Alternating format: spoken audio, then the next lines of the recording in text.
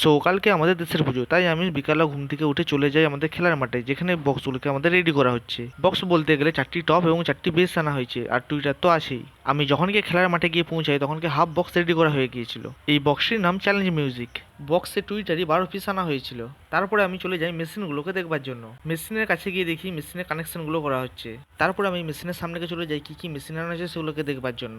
এখানে এত মেশিন আনা হয়েছে প্রায় এক একটা দেয়ালের সমান হয়ে গেছে। মেশিন বলতে গেলে বক্সের জন্য সিএকুড়ি আনা হয়েছে 8টা, এবং চঙের জন্য তো আলাদা করে মেশিন আছেই, এবং টুইটারের জন্য আলাদা করে মেশিন আছে। সত্যি বলতে আমার বক্সের দিকে কোনো নলেজ নেই।